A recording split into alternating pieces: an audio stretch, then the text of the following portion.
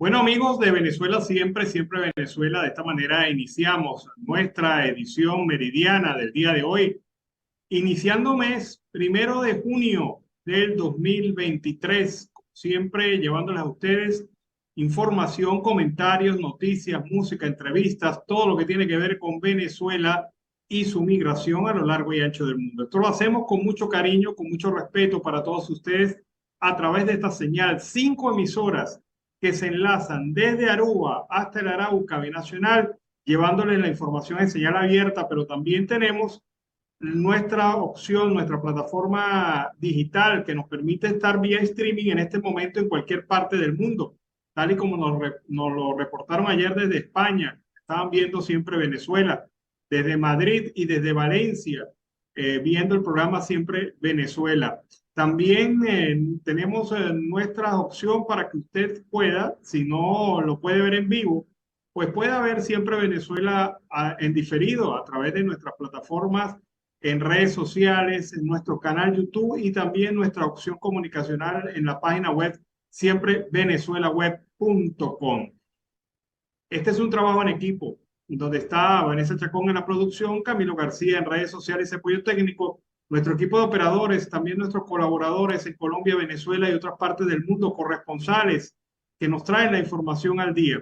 Y como siempre, los mediodías los iniciamos en este primer segmento con la presencia de Carlos Ucategui en Miura. Carlos, buenas tardes, ¿cómo estás? Muy buenas tardes, hablan Ernesto Peralta y por supuesto al invitado especial que es la audiencia del programa a esta hora. ¿Cómo te sientes, Alan?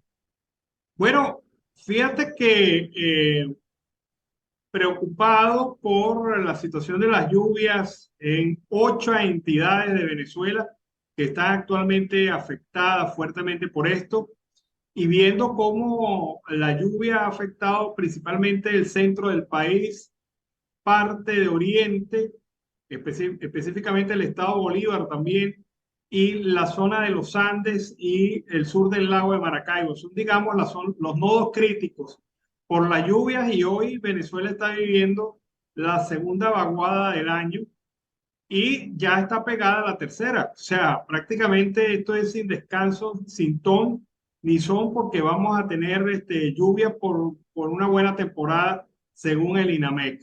¿Qué te parece eso, Carlos?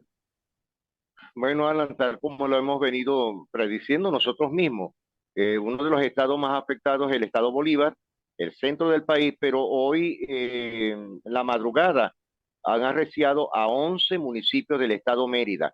¿Tú te acuerdas lo que conversaste la otra vez sobre el tema que presentaste el video sobre la producción de la papa? Bueno, Alan, nosotros tendremos que buscar papas en Venezuela, pero importadas, porque ya con esto va a acabar la cosecha. Sabes que la papa, al caerle agua, eso se pierde. Bueno, y son 11 municipios agrícolas. Me imagino cómo deben estar las vías principales y las vías agrarias, Alan.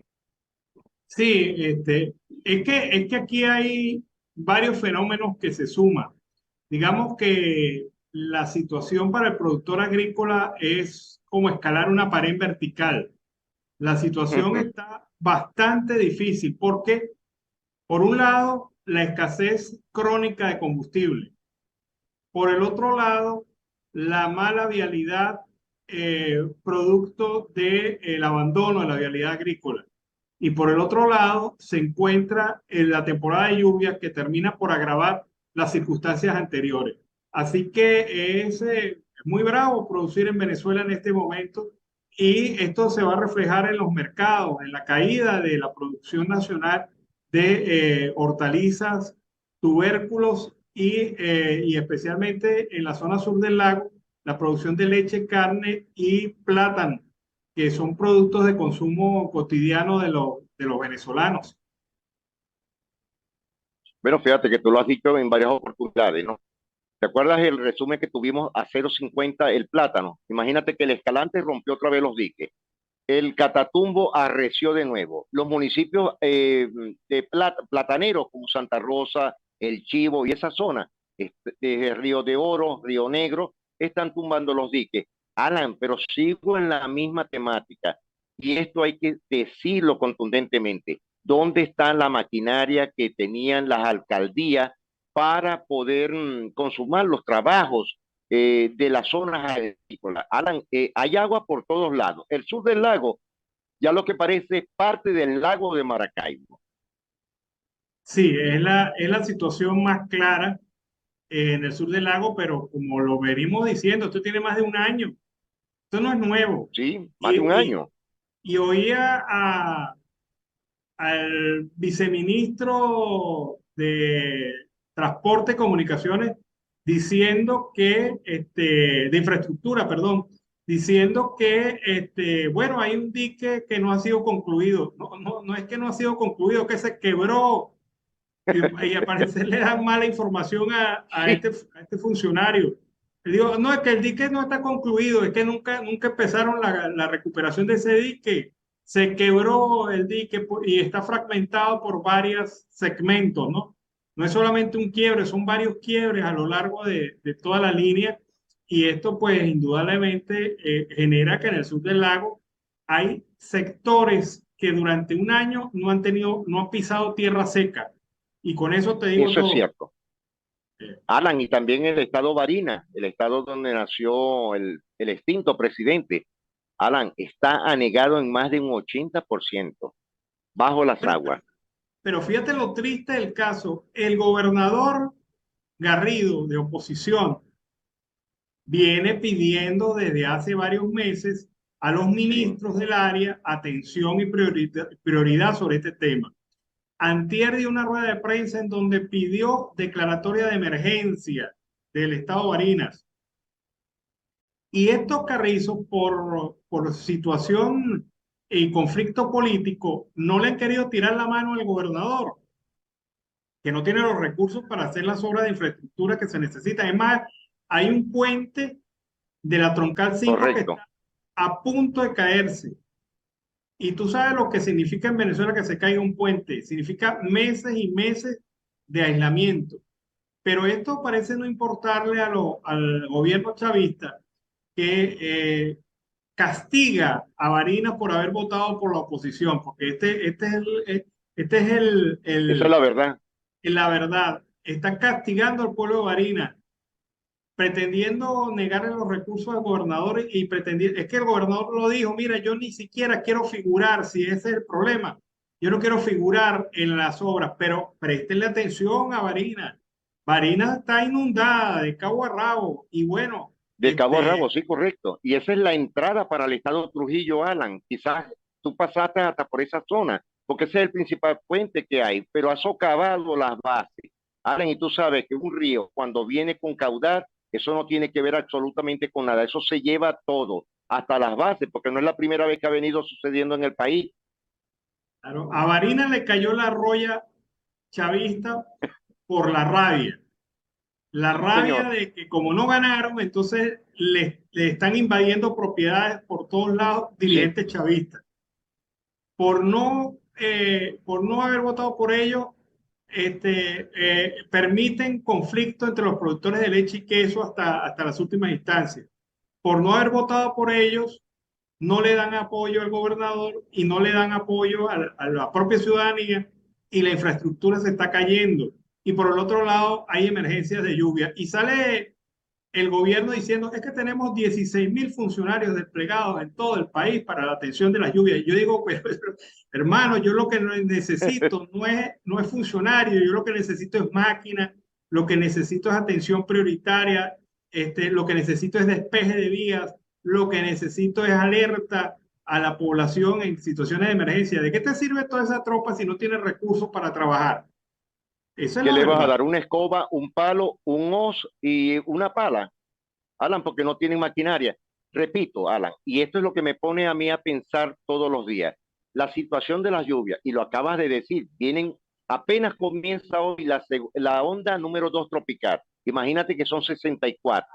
Cuando llegue a 64, ojalá que se lleven al Palacio de Miraflores, pero por lo menos que le den una respuesta a las comunidades. Sí, ellos andan en otros temas. Cambiemos de tema, ve lo que ha denunciado la periodista Sebastiana Barraez de la lucha que han tenido que enfrentar los indígenas del Alto Amazonas en contra de las autoridades militares venezolanas porque estas autoridades se han convertido en el propio peaje extorsivo de los indígenas venezolanos. De los Yanomami ya están cansados y hostigados por esta Fuerza Armada Nacional que en vez de defender la soberanía nacional se ha dedicado al cobro de vacunas, a la explotación directa y al cobro a personas de grupos irregulares del territorio colombiano en Venezuela por la explotación de oro, coltán y otras riquezas mineras de territorios indígenas. Y los indígenas dijeron, bueno, pero si no nos dan nada por eso, váyanse de nuestro territorio. Y bueno, ha empezado una guerra que me recuerda el momento de la llegada de los españoles a América del Sur. Vamos a ver este video y luego comentamos el de los indígenas enfrentando a los militares en el Alto Amazonas. El disparo de esta gente. Bichipo. Mira cómo anda.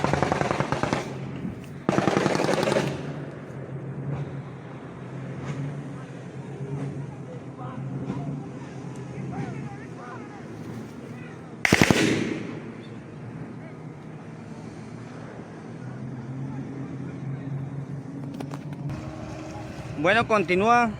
Aquí podemos ver en punto 23 la evidencia que los indígenas también pueden dar el respeto y también recibir el respeto. Ambos tenemos que respetarnos como autoridades militares y civiles, como lo podemos ver aquí con la actuación de los militares disparándole a los mismos indígenas.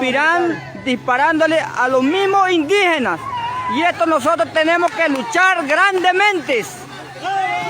Aquí somos un pueblo de respeto. Tenemos que tomar el respeto ante los militares. Esto será una orientación ante los pueblos indígenas y ante los pueblos del gobierno militares.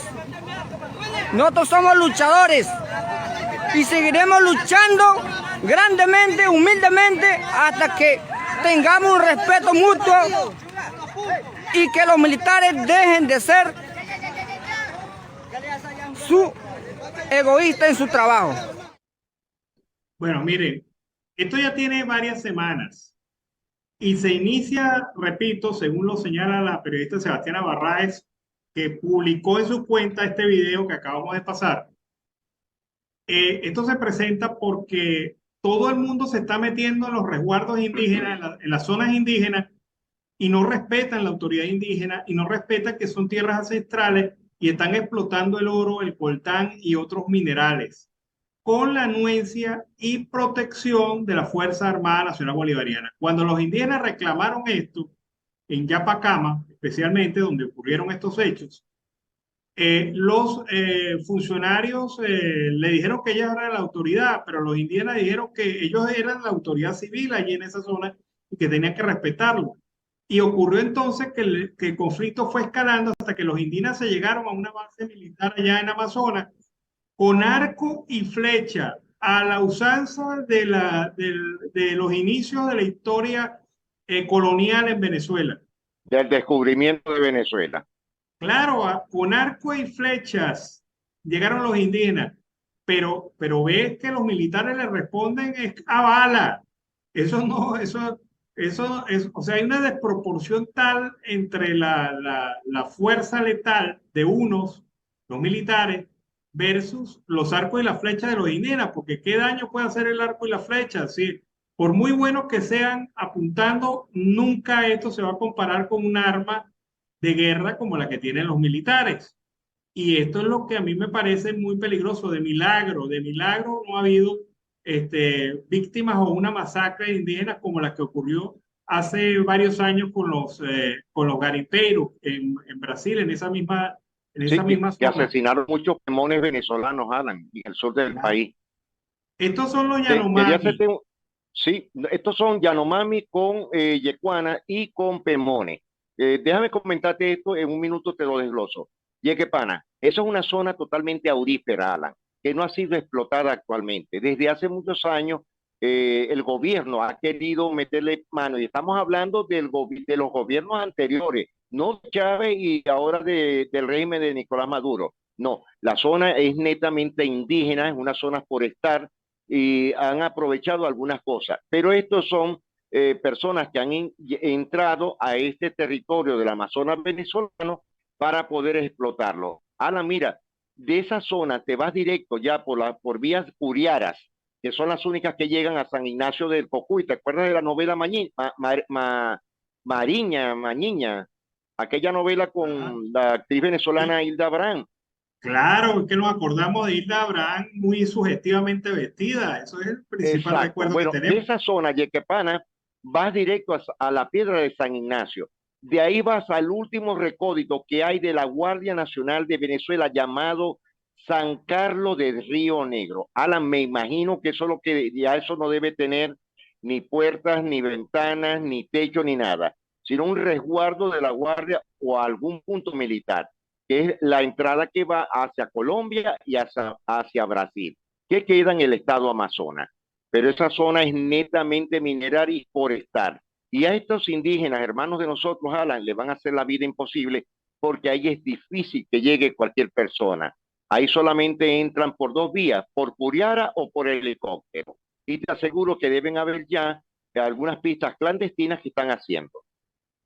Bueno, fíjate que la semana pasada la denuncia de KPKP, la Organización de Sí, Defensa de Derechos Indígenas, sobre el señalamiento de indígenas venezolanos de haber presenciado un accidente de una avioneta con garimpeiros adentro del territorio venezolano, pegado al Orinoco, una pista clandestina. La avioneta iba despegando y falló y cayó.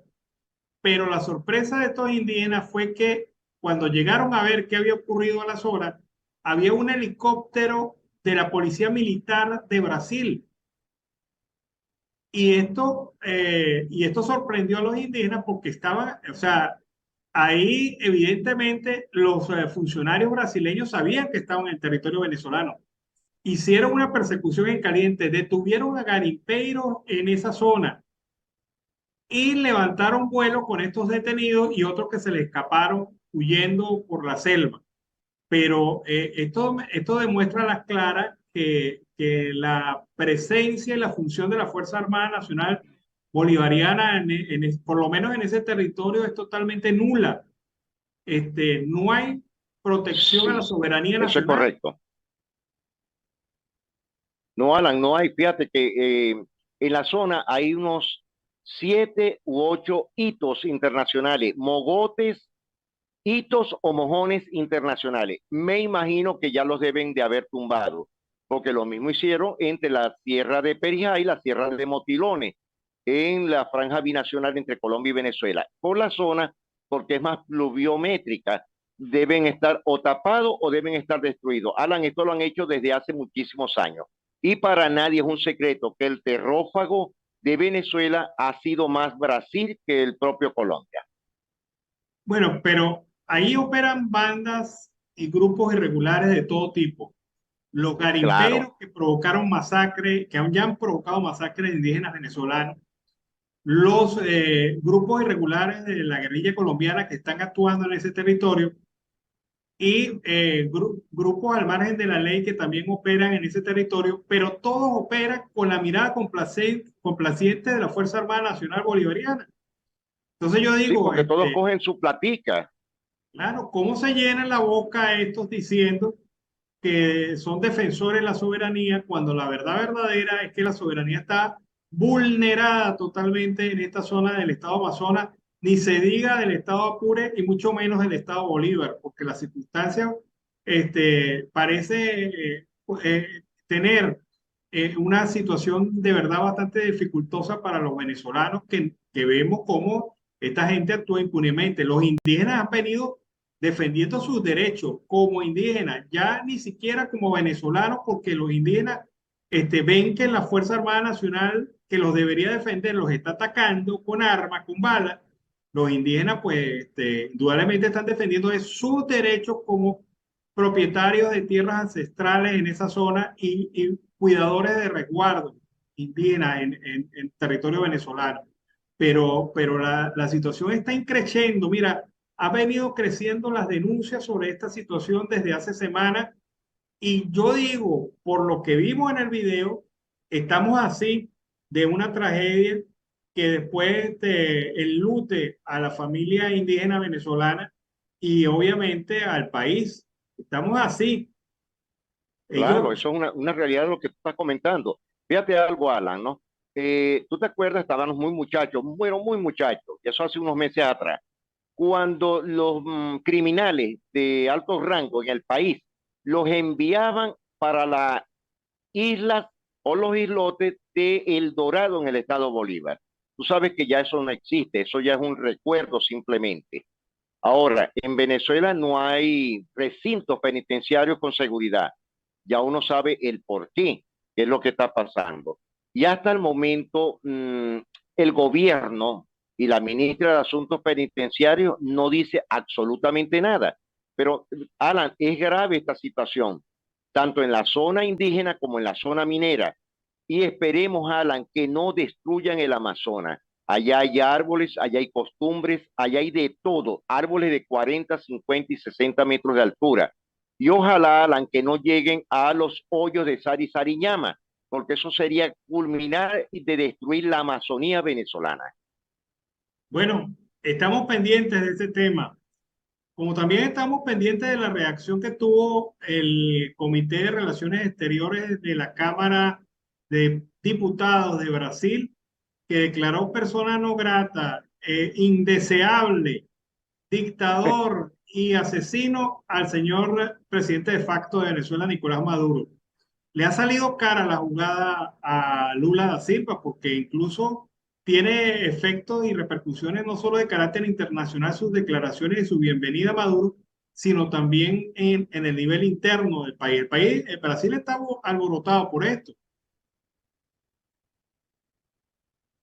Fíjate algo, que el Senado brasileño invitó a Juan Guaidó y de ñapa invitó a María Corina Machado. Es decir, que me imagino que Nicolás Maduro debe estar tomando Alka-Seltzer o algún antiácido para que no le salgan las fístulas estomacales. Sí, la situación, fíjate que en los medios de comunicación de Brasil han señalado contundentemente que esta fue un pésimo y una mala jugada, una pésima y mala jugada de Lula da Silva al traerse a Maduro a su cumbre, porque primero le empantanó la cumbre y en segundo lugar le Así es. alborotó el avispero dentro de su país, dentro de su propio país. Los parlamentarios, el parlamento que es de mayoría de Bolsonaro, este, le han dado hasta con el todo a Lula da Silva, pero también le han Pero dado fíjate, a Maduro, ¿no? sí, durísimo. Fíjate lo que dijo también Borges, lo que dijo el expresidente Felipe González desde España. Es decir, le han dado hasta por debajo de la cédula. Bueno, ahí están las cosas. Esto va a ser el viacrucis de Maduro. Va a tener presidentes panas, presidentes amigos, presidentes que no les importa retratarse al lado de una persona señalada de violación de derechos humanos y crímenes de lesa humanidad. Habrá la gente así, Lula es uno de ellos, Alberto Fernández es otro, pero esta gente siempre va a tener dentro de sus países sociedades y grupos que van a rechazar estas visitas. En Argentina, Sí, Maduro no pudo ir porque la sociedad civil se le alborotó a Fernández y los grupos de opinión se le alteraron de tal manera que impidieron que Maduro llegara a Argentina. A Brasil llegó esquivando las sanciones, esquivando las rutas aéreas y buscando las vías menos peligrosas para poder llegar. Y salió también de la misma manera con una acción legal de un diputado brasileño que le dijo a Estados Unidos, bueno, captúrenlo, ya está aquí. Claro, esto no se puede hacer de esa manera, ¿no? Pero, exacto. pero el hecho simple de que Maduro genere en cada país que llega estas reacciones, se la hace bien difícil. Una polémica total. claro, se le hace bien difícil a los panas que quieren recibirlo abrazado, con estrechones de mano intensos y bueno, me imagino que Efusivos. preparando la chequera, Maduro para pagar esos favores, esos amores, ¿no? Pero bueno, ahí están las cosas. Yo creo que ese va a ser el karma de Maduro. No va a haber país del mundo en donde no va a haber rechazo a su visita, salvo obviamente que vaya a Cuba, donde no hay protestas, y vaya a Nicaragua, donde también su otro pana que le gana. Yo digo que Maduro es malo, pero Sí, el de Nicaragua, oh, el de Nicaragua hermano le ganó. Daniel Sí. Ortega y Murillo y su esposa son la pepa el queso del daño. Esa gente es mala.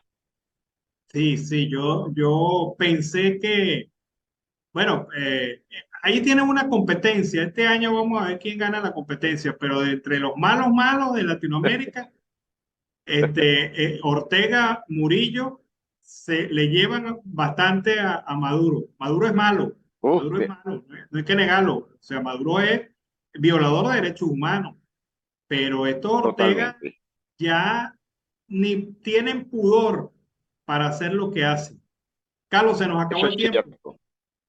Bueno, ya antes de culminar también, ayer se alborotó para salir en su programa, como diciendo, soy el salvador de la patria, Diosdado Cabello, ya insultando al presidente de Chile, Gabriel Boric. Lo llamó gafo, miásculo, lo llamó de todo. Pero lo que no sabe Diosdado, Alan, es que Boric sí viene de conductas doctrinarias de izquierda. En cambio, este viene con doctrinas económicas, no tiene nada que buscar. Es decir, no estoy defendiendo en absoluta la idea o la doctrina de izquierda, pero si nos ponemos a ver, este es un personaje que nació con esa doctrina.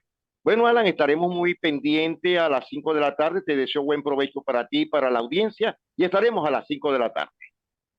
Bueno, vámonos a la pausa comercial y musical del momento. Al regreso seguimos aquí con más de Venezuela siempre, siempre Venezuela. Bueno, amigos de Venezuela siempre, siempre Venezuela, iniciamos de esta manera este segundo segmento del programa correspondiente a su edición del día de hoy, del 1 de junio del 2023. El secretario general del Colegio Nacional de Periodistas, seccional Caracas, Edgar Cárdenas, informó sobre la programación aniversaria con motivo a celebrarse el próximo 27 de junio, el Día del Periodista, pese a las agresiones y detenciones arbitrarias del gobierno. Este es el mes del periodista en Venezuela. En medio de un ambiente hostil por parte del gobierno en contra de la prensa libre, con más emisoras cerradas, persecución judicial, hostigamiento, amenazas, el gremio organiza la programación para celebrar el Día del Periodista. El dirigente gremial denunció que desde altas esferas gubernamentales se insiste en hostigar a la prensa libre para intentar silenciar la información, tratando de imponer además una matriz informativa sin apego a la verdad o al interés colectivo. Suman más de 50 agresiones a la prensa en lo que ha transcurrido este año, y ese es el marco en el cual se acerca el Día Nacional de Periodistas en Venezuela el próximo 27 de junio. Precisó que entre enero y mayo del 2023, el Observatorio de Seguimiento de Agresiones a los Periodistas y Medios del CNP Caracas registró 50 casos que atentan contra la libertad de prensa, expresión e información. 5 hostigamientos, 10 intimidaciones, 14 amenazas, 3 emisoras de radio cerradas, 4 programas de radio cerrados, un ataque a medios de comunicación, 11 impedimentos de cobertura, un allanamiento, una sede de un medio de comunicación y un ataque físico. Cárdenas se refirió a la gravedad de casos de periodistas y otros trabajadores de la prensa, como Roland Carreño, que tiene 2 años preso injustamente por retaliación política, Ana Belén Tobar, 3 años esperando audiencia preliminar a causa que se le sigue por una publicación efectuada en el medio Entorno Inteligente. Carlos de Viay, 17 meses preso por fotografiar instalaciones cercanas a la refinería de Amuay, a pesar de que el tribunal ya emitió boleta de excarcelación. Ramón Centeno, 16 meses preso en espera de la audiencia por entrevista efectuada a sujetos presuntamente vinculados al narcotráfico. Y Jesús Medina, 6 años sin juicio, en juicio sin decisión judicial. Este es uno de los casos más significativos. Para el dirigente gremial, estos juicios son injustos, manteniendo una política arbitraria en contra de los periodistas venezolanos y demás trabajadores de la prensa, según indicó, a quienes se les dictan medidas judiciales sin causa, sin condena ni juicio y en violación clara al debido proceso, solo por cumplir con su labor de informar. Y sobre este tema, ya que tocamos este tema del periodismo, la última audiencia del juicio contra el periodista Roland Carreño, quien también es colaborador de Voluntad Popular, que fundó Leopoldo López, prevista para el día de ayer, fue diferida por falta de traslado del tribunal, informó su equipo de defensa. La audiencia de juicio contra el periodista Roland Carreño fue diferida para el 7 de junio por falta de un traslado judicial. Justicia tardía es injusta, dijo el abogado Joel García en un mensaje en Twitter. Más temprano, el jurista había detallado que se esperaba que el juicio contra Carreño culminara este miércoles con la exposición de las conclusiones del Ministerio Público y de la Defensa, tras la cual el juez de la causa anunciaría su sentencia sobre la culpabilidad o no del periodista. El pasado 26 de octubre, la defensa de Carreño denunció que este juicio comenzaría de cero luego de 5 meses de audiencia, ya que el proceso se vio interrumpido en esta ocasión por una baja médica del juez de la causa. Carreño fue detenido el 26 de octubre del 2020, supuestamente en flagrancia, cuando supuestamente portaba armas para proveer acciones violentas, y se le imputaron los delitos de financiamiento del terrorismo, conspiración contra la forma política y tráfico ilícito de arma de guerra. Esta es la situación de Roland Carreño, nuevamente diferida su audiencia, en esta oportunidad para el 7 de junio. Vamos a escuchar este trabajo. Es una visión sobre la situación que transcurre para los venezolanos en la selva del Darién. Esto entre Panamá y Colombia. Vean ustedes cómo los migrantes venezolanos cruzan el infierno del Darién huyendo del infierno de Maduro, mientras que Lula se hace el loco. Veamos. Como unas 5 o 6 horas en lanchas por el río hasta un pueblo que se llama Lajas Blancas. De ahí los montan en un autobús y ese autobús los saca hasta Costa Rica. Pero esta gente acá ha sufrido absolutamente de todo para llegar a este lugar. Estamos al pie del río. Esta gente desde muy temprano le empiezan a formar, le ponen unos chalequitos por seguridad. El río aquí no tiene mucha agua, pero más adelante se juntan otros ríos y lleva mucho más agua. Mire, estas personas, la gran mayoría de ellos son venezolanos. Esa es la crisis migratoria que se está viviendo. Todas estas personas han cruzado por 4 o 5 días la selva del Darién, que está, bueno, estamos en la selva, esto es parte de la selva del Darién, pero la parte que cruzan es la zona montañosa, donde se enfrentan a todo tipo de ¡Maduro, coño de tu madre! Se enfrentan a todo tipo de peligros, robos, asaltos. En los últimos 2 días hemos escuchado de personas que se ahogaron por una creciente, 15, 17 se lo llevaron. Conocimos la historia de un chico que le robó las aguas del río, le quitó a su esposa de la mano, se la llevó a su suegro también. Unas historias desgarradoras, pero esta es la situación que se está viviendo acá en Bajo Chiquito, Panamá, ya adentrados en la selva del Darién. Todas estas personas, hay muchas mujeres, hay niños, familias completas, todos quieren llegar a la frontera con Estados Unidos, es su único objetivo, quieren ir a pedir asilo. Desconocen desde luego que las leyes en Estados Unidos, las leyes migratorias están cambiando, que ya no se les está recibiendo o no se les va a recibir o va a cambiar completamente el panorama migratorio a partir del 11 de mayo. Estas personas venían caminando en la selva cuando el gobierno de Estados Unidos anunció esos cambios, pero miren nada más, esto no es nada. Aquí a este pueblo están bajando de la selva, que llegan de por acá, un promedio de 1,500 migrantes por día, 1,500 migrantes por día. Todos vienen lesionados de los pies, vienen ampollados, vienen rotos, y del alma, pues, ¿qué les digo? O sea, platicas con ellos, se rompen a llorar, rompen en llanto. Aquí no hay ningún tipo de ayuda, acá hay comida que le venden, aquí todo se vende. Bueno, 3 meses de espera se han convertido en 6 años y este 1 de junio del 2023, Venezuela suma 1 año más de inactividad del sistema de procura de órganos y tejidos, el programa que permitía que en el país se realizaran trasplantes a partir de donantes fallecidos. Según la Organización Nacional de Trasplantes, ONTV, coordinadora del programa hasta su traspaso a la Fundación Venezolana de Donaciones y Trasplantes de Órganos, Tejidos y Células, FUNDAVENE, en el 2014, los correctivos que debieron aplicarse en los 3 meses siguientes al 1 de junio del 2017, cuando se paralizó el programa, aún son tarea pendiente. De acuerdo a las estimaciones de ONTV, basadas en el funcionamiento histórico del SPOP, por lo menos 1.300 personas, es decir, el 10% de ellas, niños y adolescentes, hubieran podido beneficiarse y recibir un trasplante de órganos si el programa no hubiese estado suspendido.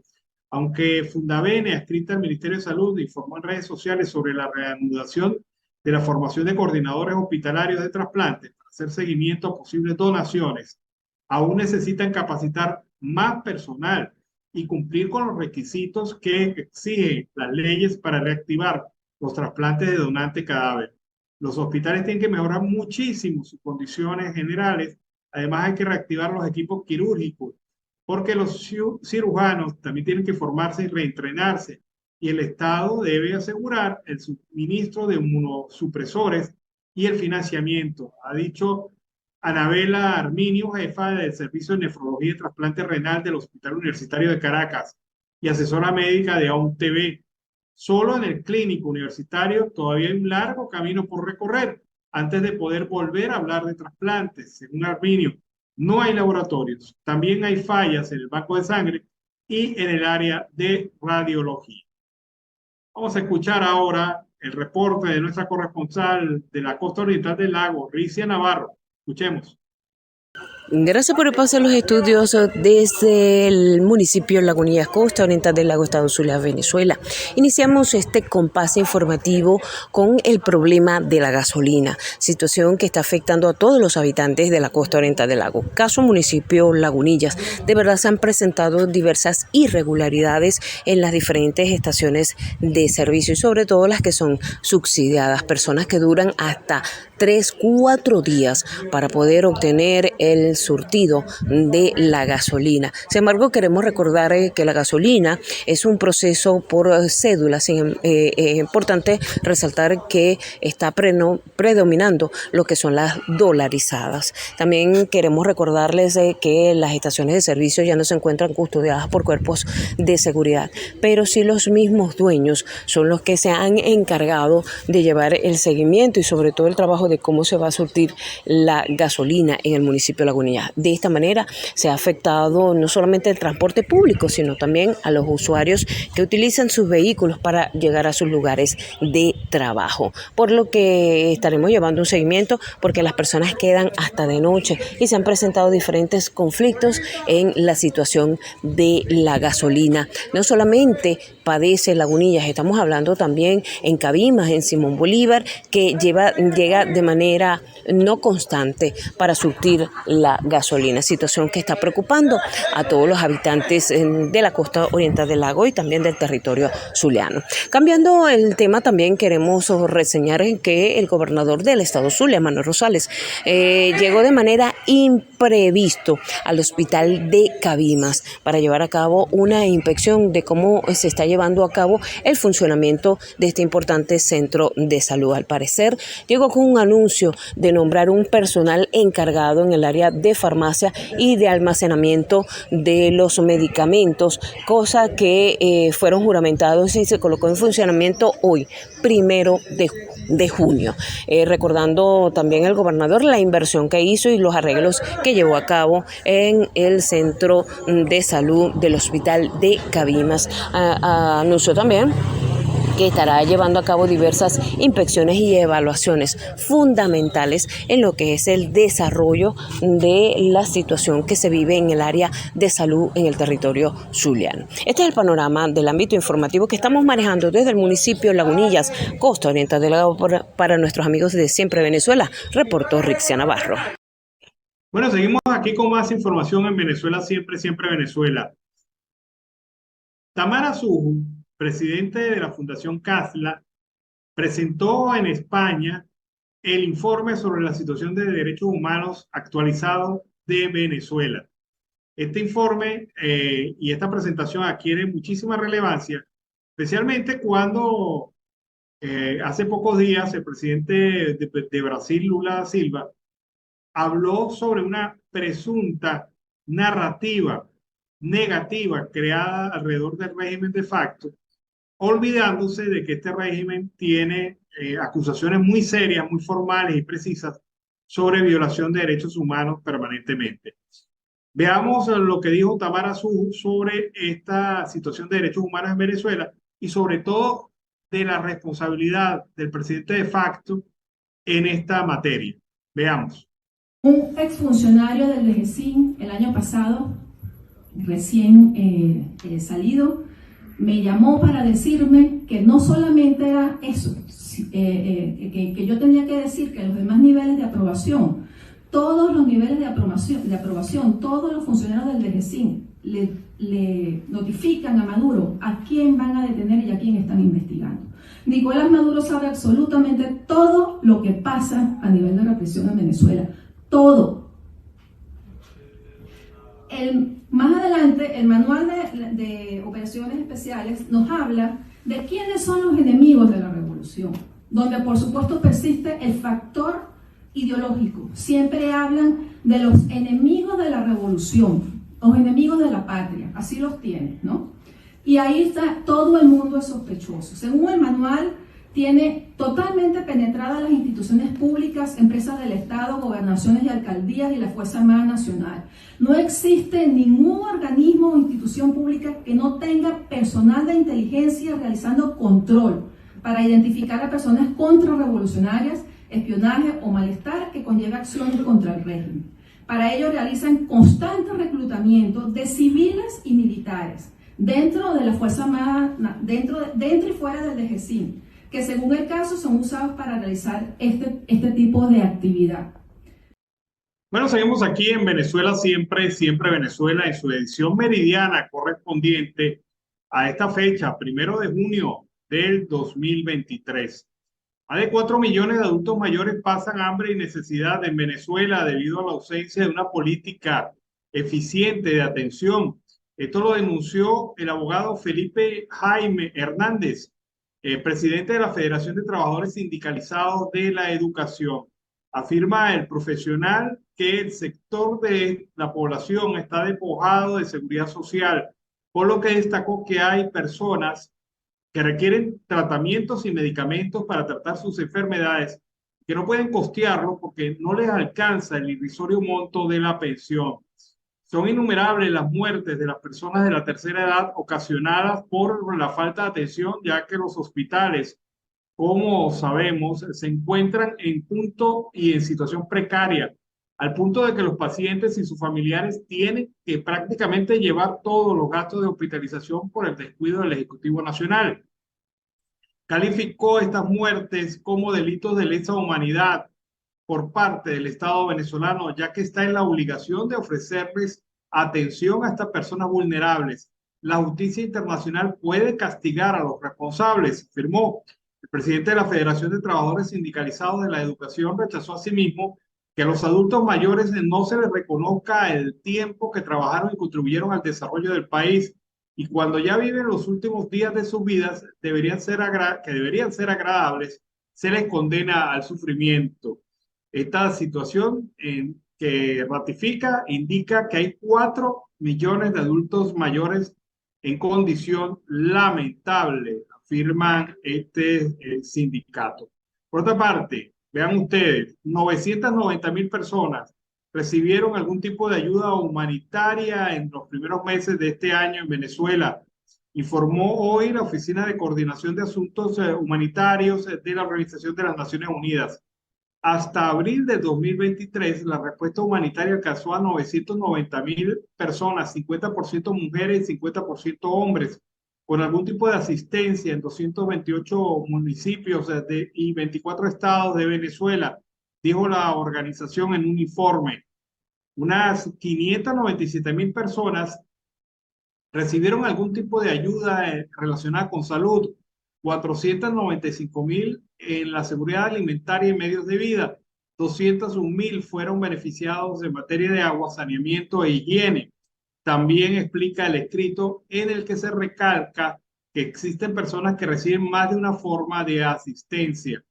Un total de 127 organizaciones, ONG locales e internacionales, así como agencias de las Naciones Unidas, implementaron proyectos humanitarios en el primer cuatrimestre, que ha alcanzado el 19% de la meta planteada por la ONU para este año, de 5,2 millones de personas. OCHA señaló que en lo que va del 2023 se han recibido 85,9 millones de dólares en respuesta para la asistencia humanitaria en el país por el Plan de Respuesta Humanitaria. La ONU recibió el año pasado 309,6 millones de dólares para la ayuda humanitaria en Venezuela, afirma el organismo. También, por otra parte, significa que esto representa el 38,9% de los fondos que se requirió en el 2022, cantidad con la que se financiaron programas de asistencia para 2,8 millones de personas con necesidades urgentes.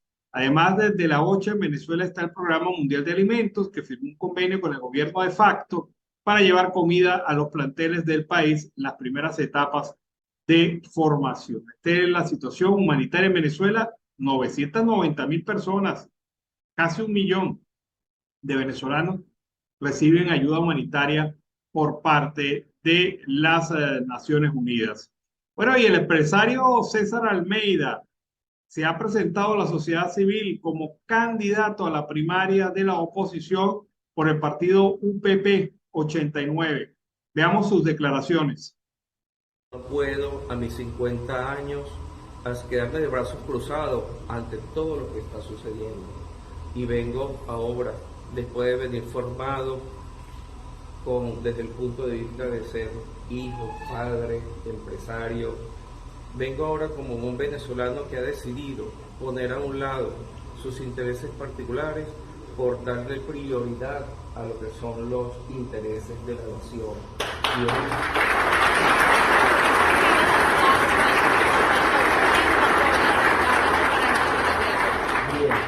Luego de iniciar ese camino regular, como toda persona decente lo tiene que hacer para incursionar en la política, pues se nos hizo imposible lograr oportunamente la constitución de nuestro partido.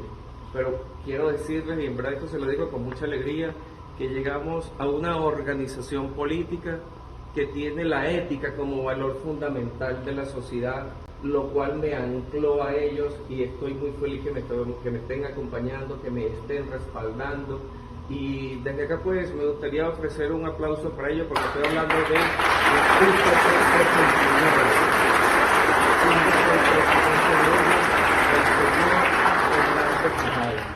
a quien le agradezco mucho por el respaldo y el entendimiento que desde un principio y la oportunidad me ha dado, porque así como confié en él, él ha confiado en mí. Luego de unas 38 reuniones llegamos a un punto de encuentro y aquí estamos ahora dando declaraciones a ustedes. Bueno, ahí está César Almeida, empresario, candidato a las primarias por el partido UPP 89. A partir del día de hoy, vamos a iniciar de manera regular la presentación de reportajes especiales y la presentación de podcasts diversos para el programa Siempre Venezuela. Hoy iniciamos con un podcast que busca esa visión de aquellos personajes, de aquellos testigos de sección de hechos históricos importantes en la Venezuela contemporánea. Y hoy iniciamos nuestro podcast con el vicealmirante Iván Carratú Molina, con quien hablamos sobre un tema muy particular, los días de la intentona golpista contra Carlos Andrés Pérez. Él fue testigo de sección porque él era el jefe de la Casa Militar de Pérez en ese momento. Veamos y escuchemos este podcast con Iván Carratú Molina, testigos de sección. En primera persona. El militar en el servicio para el país ha pagado con creces no el servicio, la profesión, porque es una profesión. Pero lo que ha ocurrido últimamente en el país, después que llegó Pérez, después que llegó Chávez al poder, es lo último que puede ocurrir en un país como Venezuela. Y no es solamente culpa de los militares.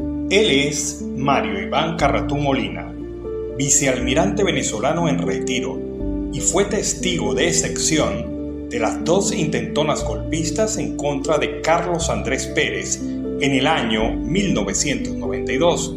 La primera, encabezada por Hugo Chávez, hace 31 años.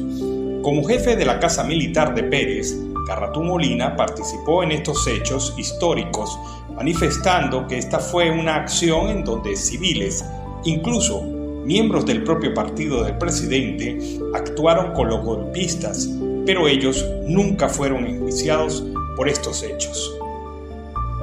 Yo sí asumo la responsabilidad que nos tocó antes de la conspiración y se lo dije al presidente Caldera en su despacho. Yo hablé con él, hablé con Ramón J. Velázquez, hablé con el presidente Pérez, hablé con el Congreso en pleno, 120, 108 diputados y senadores sentados en el piso. Les hablé durante 2 horas, siendo militar activo, explicándole la conspiración, el golpe, lo que ocurrió en Miraflores, lo que pasó con los alzados. El único que me apoyó, o me apoyó no, sino reconoció mi palabra fue David Morales Bello. El único. Los demás ni hablaron porque no entendían o estaban como partícipes, que es lo último que para mí ocurrió, estaban conectados con la cooperación cívico-militar, porque no fue solamente militar, ahí había un gentío. Recuerda Carratú Molina que nunca fue develada la complicidad de factores civiles diversos en el intento de golpe. Esto no fue investigado, de ninguna manera la conexión fue descubierta, incluso luego de que Chávez y los rebeldes estuvieron presos y liberados. Señala que esta impunidad dio paso luego al inicio del chavismo en Venezuela. No hubo ningún civil investigado. No hubo. Los tribunales no funcionaron para averiguar la conspiración. El Tribunal Supremo de Justicia con Rodríguez Corro no se ocupó de investigar. El fiscal de la República tampoco. Los senadores y diputados tampoco. La Comisión de Servicio Interior del Senado y la República y el Congreso de Diputados tampoco. El mando militar menos. Y entonces, ¿de qué nos quejamos? Si nosotros le dimos entrada en Puerta Grande y después un pueblo vota por un asesino.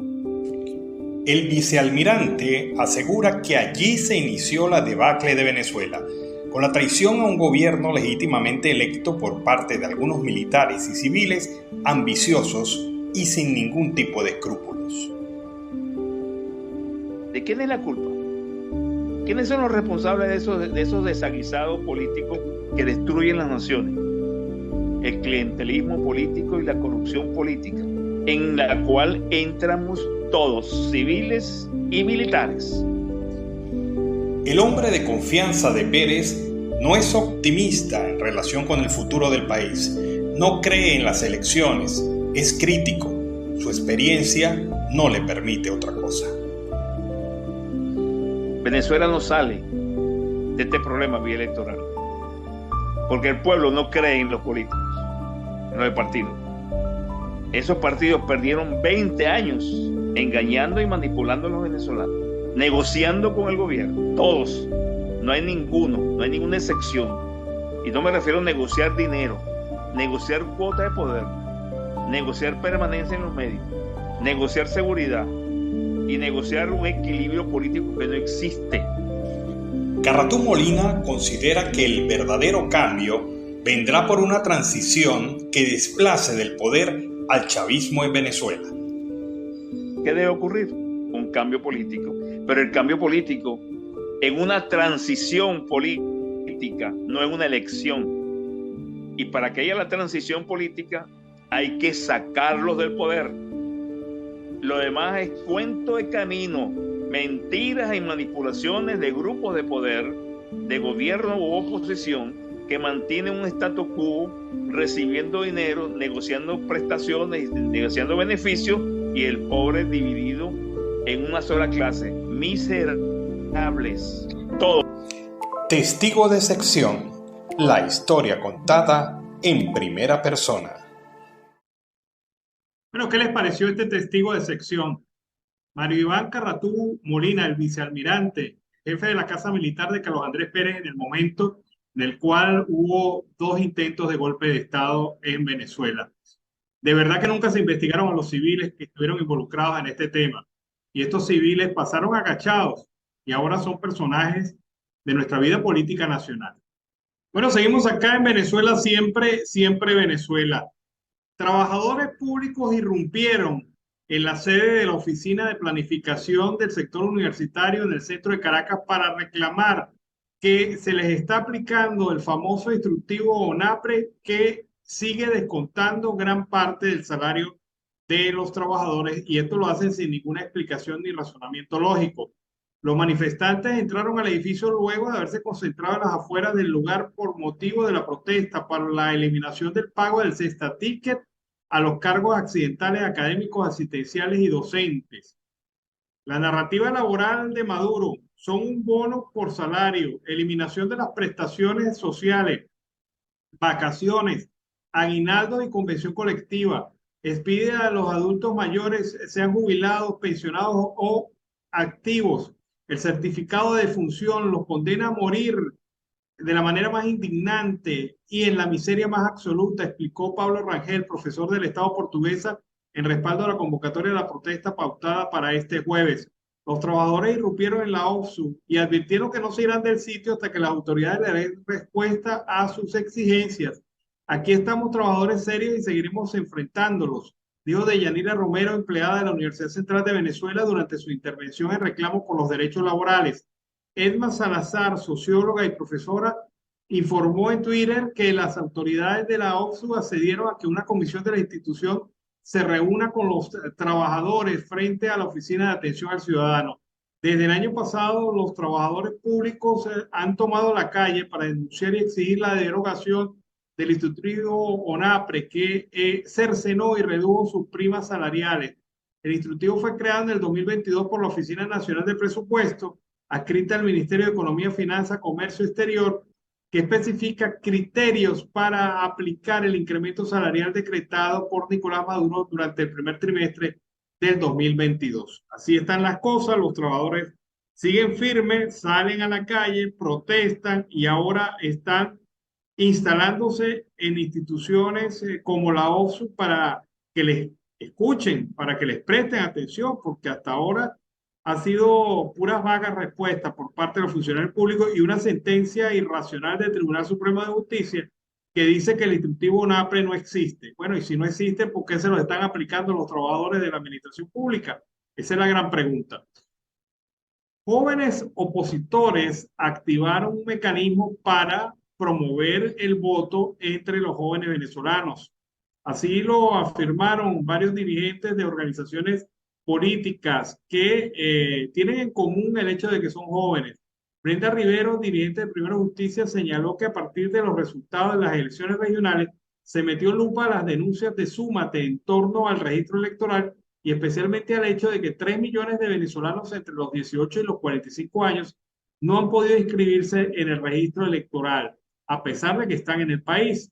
De cara a un proceso nacional electoral abierto, este grupo de personas son determinantes para ganar, abrir brecha y poder cobrar en un contexto tan complejo como las presidenciales, puntualizó Ribeiro.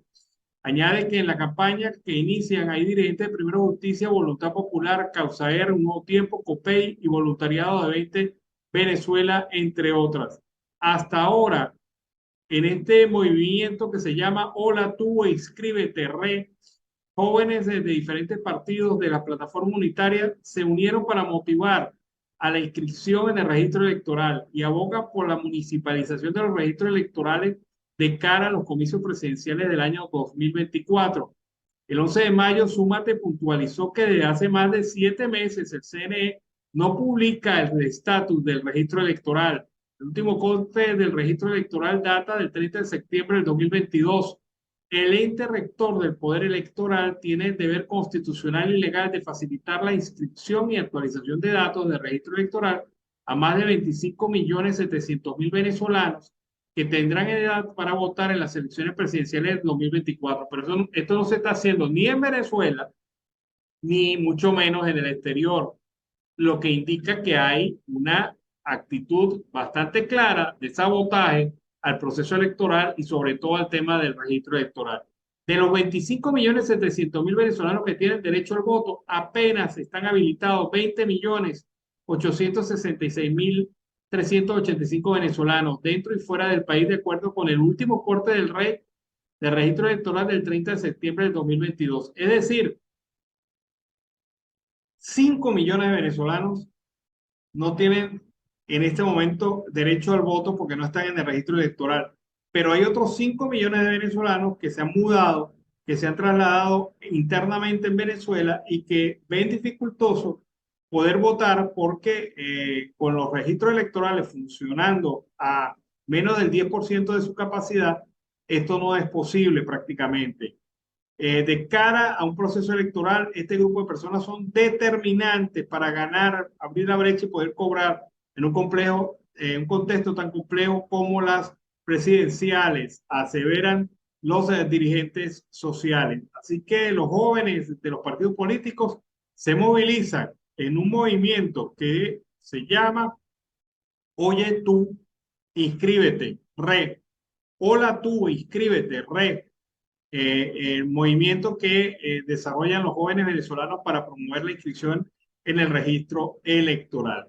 Vamos ahora a escuchar un reporte. Se trata del de Michelle Carrillo, desde Barranquilla, la costa atlántica, durante el día de hoy. Escuchemos. Muy bendiciones para Alan Peralta, Carlos Miroscategui y la audiencia de Siempre Venezuela Radio, transmitido desde Colombia para Venezuela, Aruba, Estados Unidos, Chile y Latinoamérica. Reporta para ustedes el periodista Michelle Carrillo de la OSI. Estos son los titulares del día de hoy. Atención venezolanos con PPT y RUM. A partir del día de hoy pueden solicitar su visa de residente. Aquí le contaremos cómo. Procuraduría abrió indagación preliminar contra Laura Saravia. Vendaval en las nieves genera afectaciones en viviendas y un colegio. Pumarejo pide a la ANI buscar una salida para terminar obras en el Cortizó. El Ministerio de Relaciones Exteriores de Colombia expidió la resolución número 5477, un documento que define las directrices de solicitud de visas a ciudadanos extranjeros. El documento detalla los requisitos que deben reunir a los migrantes que se encuentran bajo la medida de regularización de estatus temporal de protección para solicitar una visa de residente. En su artículo 91 indica que la visa de los residentes podrá otorgarse a los venezolanos bajo los siguientes requisitos: haber sido titular del documento Permiso Especial de Permanencia PEP y el Permiso de Protección Temporal y haber completado 5 años de tiempo acumulado entre los dos, contar con un permiso de protección temporal vigente, contar con un pasaporte venezolano vigente o vencido, puesto que este documento es donde se estampa la visa cuando es aprobada. Además, el documento manifiesta que el titular principal de la visa de residente podrá solicitar visa para beneficiarios. La expedición se realizará a través de las plataformas digitales entre el Ministerio de Relaciones Exteriores y la Unidad Administrativa Especial de Migración Colombia. Con el documento base de identificación, el permiso por protección temporal, y se podrá solicitar desde hoy, 1 de junio del año 2023. Con relación a la tarifa del estudio y de la visa, el trámite tiene 2 pasos de pago. Primero, estudio de la solicitud de la visa, y segundo, expedición de la visa en caso de ser autorizado. Por ahora, la página de Cancillería no muestra los valores de este tipo de visa. Te recomendamos consultarlo a partir de esta semana a través de los enlaces que te generan en la propia página de Migración Colombia.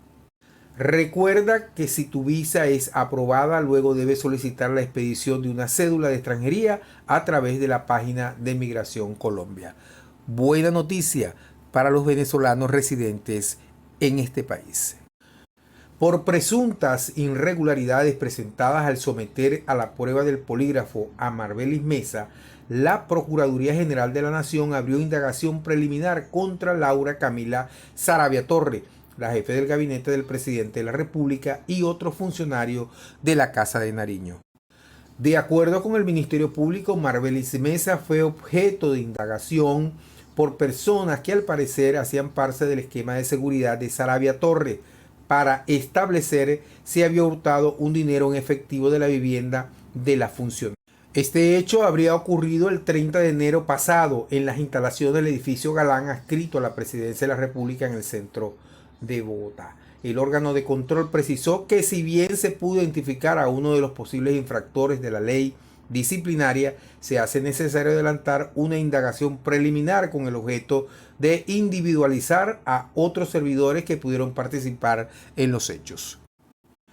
Momentos de pánico y desesperación vivieron varios habitantes del barrio Las Nieves debido a un vendaval que se registró sobre el mediodía de este miércoles, en medio de fuertes aguaceros que caía en este sector de la localidad suroriente de Barranquilla. Cerca de 7 viviendas resultaron afectadas por este fenómeno natural, de acuerdo con los reportes iniciales de la comunidad. Terminar las obras en el aeropuerto Ernesto Cortizos. Este fue el pedido hecho este miércoles por el alcalde Pumarejo al gobierno nacional. El mandatario distrital instó a buscar un mecanismo contractual que garantice la culminación de los trabajos prioritarios en el terminal aéreo tras la liquidación del contrato de concesión entre la Agencia Nacional de Infraestructura y el Grupo Aeroportuario del Caribe. El mandatario indicó que falta muy poco para que puedan terminar esas obras. De lo contrario, sostuvo, se podría incurrir en un detrimento patrimonial, haciendo referencia a los equipos que ya se han pagado y se encuentran en bodegas sin utilizarse. Esos equipos están en bodega y podrían dañarse. Y con esta nota damos por terminada la transmisión del día de hoy. Reportó para ustedes desde Barranquilla, costa atlántica de Colombia, el periodista Michel Carrillo de la O. Será hasta una próxima oportunidad. Bueno, fue Michel Carrillo desde Barranquilla con su reporte. Muy importante esto, lo de estar pendiente del proceso que a partir de hoy pueden iniciar los migrantes venezolanos regularizados en este territorio para obtener la visa de residencia en Colombia y posteriormente la cédula de extranjería. Finalizamos nuestra edición meridiana del día de hoy correspondiente al 1 de junio del 2023. Como siempre, un equipo lo ha hecho. Aquí en la producción está Vanessa Chacón, Camilo García en redes sociales y apoyo técnico, nuestro equipo de operadores en todas las emisoras que nos amplifican en señal abierta. También nuestros corresponsales y colaboradores en Colombia, Venezuela y otras partes del mundo, todos bajo la coordinación de su servidor, Alan Peralta. Nos despedimos hasta la próxima edición de Siempre Venezuela de 4 a 6 a través de estos mismos canales y nuestras opciones en plataformas comunicacionales y digitales, en redes sociales y también en nuestro canal YouTube y página web siemprevenezuelaweb.com. Nos despedimos hasta la tarde. Siempre Venezuela es un programa que te brinda las mejores noticias, comentarios, análisis, entrevistas y música. Información sin censura en la voz de los protagonistas. Todo un equipo de producción de primer nivel. Siempre Venezuela lo encontrarás en las radios de tu preferencia. O si no, visítanos en nuestras plataformas digitales. Siempre Venezuela Radio. En Instagram, Facebook y Twitter. De lunes a viernes le decimos lo que en Venezuela prohíben. Porque somos Venezuela siempre, siempre Venezuela.